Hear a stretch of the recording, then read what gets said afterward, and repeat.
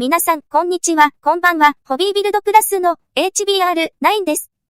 今回は、1966年に放送された、マグマ大使を、1970年の再放送時期に、ブルマークが販売したソフビと、それに関連する紹介です。マグマ大使は、1966年7月4日から1967年9月25日に、フジテレビ系で放送された、カラー特撮番組で、手塚治虫の漫画、マグマ大使を原作にした、B プロダクション制作のテレビ番組でした。マグマ大使は、漫画やアニメもありますが、今回のソフビは特撮番組からのソフビなので、特撮のマグマ大使に限定します。マグマ大使、360度回転、マグマ大使、複雑な撮影スーツの構造、マグマ大使、ミサイル、連続発射、B プロの社長、牛尾、宗司さんは、東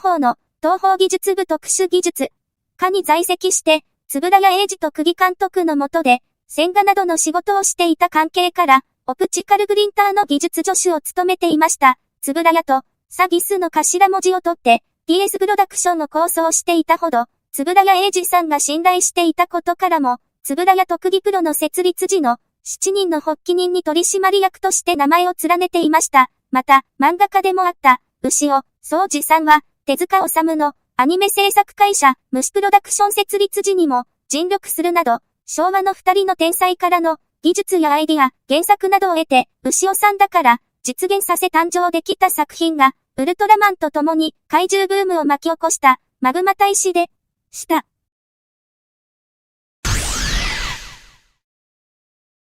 マグマ大使は、アース様が作ったロケット人間というジャンルで、基本身長が6メートルで、巨大化も可能です。頭部のアンテナからは、熱線砲を発射でき、腹部からはミサイルを発射できます。また、ジェット気流を起こして竜巻を起こすことができますが、アース様に封印されていた技なので、前半は、ジェット気流は使いません。体は、特殊金属で、人間体とロケットに変形することができますが、人間体のままでも飛行可能です。マモルくんの超音波笛の吹く回数は、3回で、マグマが出動します。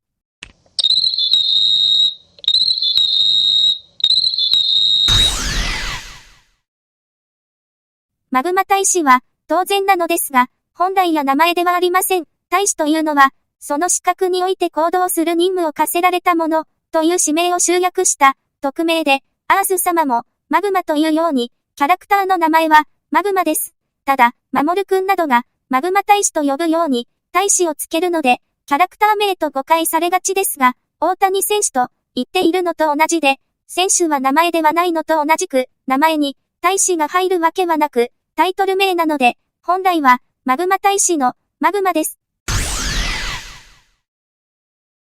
マグマ大使のソフビは、1966年の放送当時は販売されず、1970年の夕方、6時にフジテレビ系で、関東エリアで再放送された時期に、ブルマークが販売したもので、マグマ大使と、5話の、450円の大サイズを中心に、特大サイズの650円のマグマ大使も販売されたのが、長くカタログでも確認されていました。ですが、ブルマークのカタログには、5話は大サイズのみ、マグマ大使は、特大と大サイズのみのだったので、スタンダードサイズは、後々、オレンジというメーカーから発売されたソフビが多く確認されていますが、ブルマークの70年の販売は、謎と言われていました。ですが、テレビ番組の鑑定団などで、1970年当時と思われるお尻に、ブルマークの刻印があるマグマ大使や5話のスタンダードサイズがいくつか確認されたので、型だけ作って未発売という説は消えました。おそらく、スタンダードサイズは70年から71年の時期に再放送に合わせて関東のみで販売されたのではないかと思いますが、もともと数が少なかっただけかもしれません。マグマ大使の撮影用スーツは、ウルトラマンなどのウェットスーツ系のヒーローとは大きく異なり、複雑でした。造形は、ウルトラ Q で、高山良作から怪獣造形を学んだ、大橋文則と、海米プロダクションの海米、映像で、頭部は、カツラで、ウシカの、役の毛を使用しています。役の毛は、当時も高価でしたが、今では、カシミヤよりも高価な素材になっています。しかも、マグマの髪の毛は、水を使用するシーンに弱く、常時5セットほど用意して撮影していました。ボディは、発泡ウレタンだったことから、格闘やアクション以外にも、ゴールドの塗料で劣化してしまい、1年の間に何度も新しいボディに交換されています。マグマのアンテナは、当初は、マモルくんが、マグマ大使、と叫ぶと、どこからでも声を受信して、マグマがやってくる設定があったそうですが、超音波笛の設定に代わり、アンテナは熱線砲を発射するパーツになっています。また、パイロット版では、マグマの顔は、スーツアクターの大住哲也さんの顔に金粉を塗ったものでしたが、大橋さんが制作した FRP の仮面になっていますけども、後頭部はなく、顔の外側部分や首はラテックスで、ボディの中に入れていました。覗き穴は、瞳の中にあり、目全体をクリアパーツで塞いでいたので、わかりにくくできていました。パーツ構成は、首から下は、上半身と下半身に2分割されていて、ベルトが、その間を覆うように装着されていたので、上半身だけの演技や、下半身の足元だけの演技には、すべて装着せずに撮影できました。指は、漫画と同じ4本でしたけども、2話からは5本指に変更されているので、撮影前のスチールなどにも、4本のものが残されています。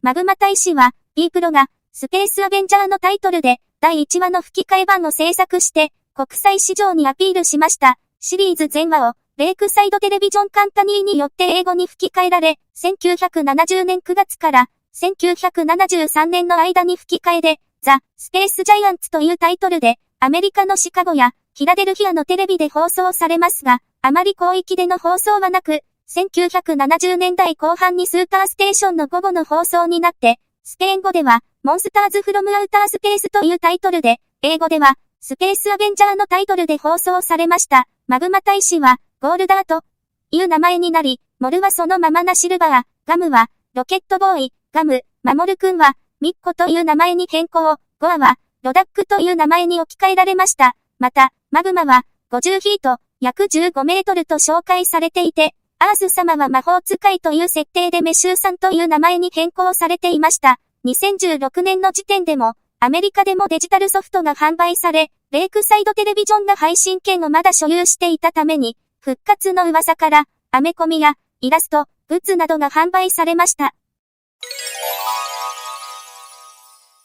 マグマ大使は、後のマジンガー Z がモチーフにもしている武器、腹部からミサイルを出す号車がありますが、B プロはアニメ制作会社でもあるので、腹部のディフォルメしたアングルの絵からミサイルが出るカットで表現していました。ですが、マグマはマジンガー Z のように上半身が2分割ではなく3分割で、その中央が開いてミサイルを出すので、見る方次第では胸から出している印象を受けるかもしれません。なので、マグマの全身サイズでのミサイル連続発射をご覧ください。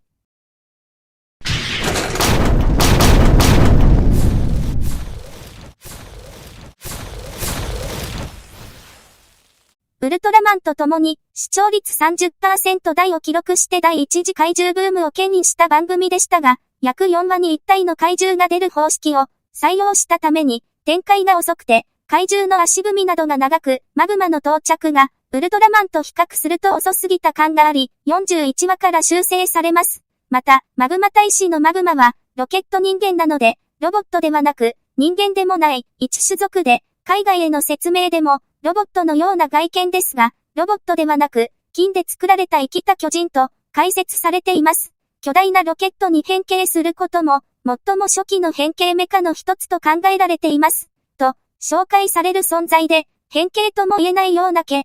素を除けば、トランスフォームの元祖的なキャラでした。1966年は、マルサンが試験的に販売した怪獣ソフビが売れましたが、マグマ大使はマルサン型のソフビでは商品化されず、帰ってきたウルトラマン直前の怪獣やヒーローのソフビ化の元になるキャラクターを、ブルマークが探している、1970年末に販売された変わった経歴の玩具でした。そんな、ブルマーク、マグマ大使のソフトビニール人形の動画でした。